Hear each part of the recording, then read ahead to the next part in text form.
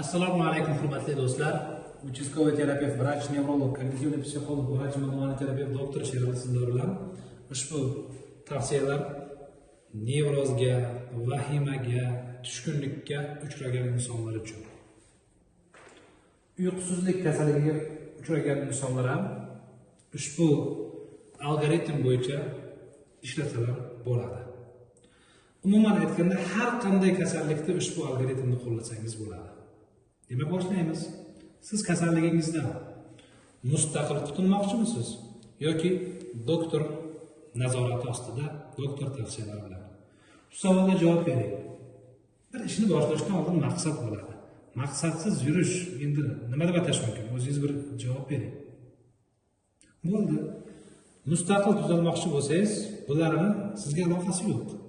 Faqat shu sabr qilasiz, taslim bo'lmaysiz. Agar doktor nazorati ostida kasallikdan qutulmoqchi bo'lsangiz, o'sha ikkinchi tavsiya sizni kutib turibdi. Bu doktorni tanlashdir. Doktorni tanlashingiz kerak. 5 ta, 10 ta, 20 ta doktorni birdaniga ko'rib borsangiz, kallangizda informatsiya ko'payadi, amal bo'lmaydi. Sizni harakatingizni o'zgaryapsizmi yoki yo'qmi? Tavsiyalar qay darajada bajarilyapti? Buni doktor ko'rib, shu bilib nazorat qilib turishi maqsadga muvofiqdir. Doktorni tanlang. Internetdan topasizmi? Tanish-bilishlardan topasizmi?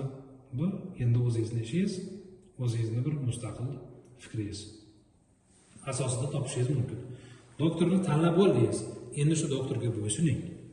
Mana bu tavsiyani qilgim kelmayapti. Bu tavsiyaning to'g'ri ekanligiga ishonmayman degan gaplar eng avvalo o'zingizga, undan keyin doktorga hurmatsizlik hisoblanadi.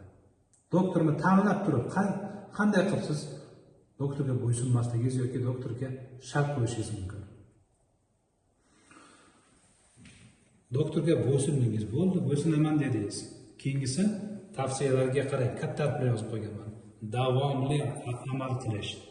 Bir kun yoki 2 kun amal qilish emas. Bu bir tarafdan. Ikkinchi tarafdan siz tuzalish uchun bir necha yil tavsiyalarga davomli amal qilishga majbur emassiz. Dastlab bir necha hafta yoki 1 oy, 2 oy amal qilishingiz kerak bo'ladi. Shularning hammasini qildingiz, juda katta ehtimol bilan yaxshi o'zgarish boshlanadi. 3, 5, 10, 15% holatlarda esa azizlar, shularni qilsangiz ham ba'zi holatda dastlabki 5 kundan, 10 kundan o'zgarish bo'lmasligi mumkin.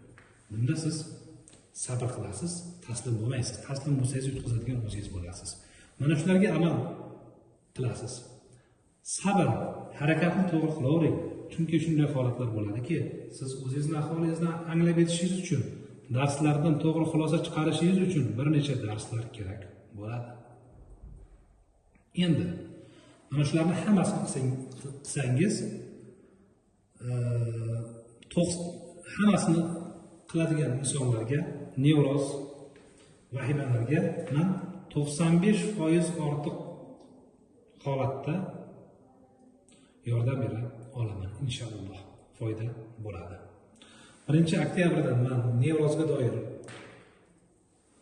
kurslarni boshlayman. Rossiya nomeri, WhatsApp, Tojikiston nomeri, Telegram, O'zbekiston nomeri, WhatsApp, Telegram. Marhamat, murojaat qiling. Savollaringiz bo'lsa, murojaat qilishingiz mumkin. Sog' salomat bo'lasiz.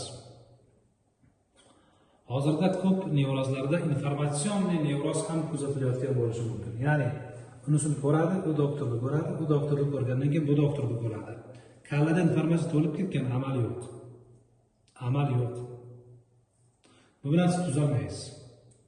Kallangiz informatsiyaga to'lib ketsa yoki amalingiz bo'lmasa, tartib bo'lmasa, nimani, qachon, qayerda, qanchadan qilish kerakligini bilmasangiz tuzalmaysiz.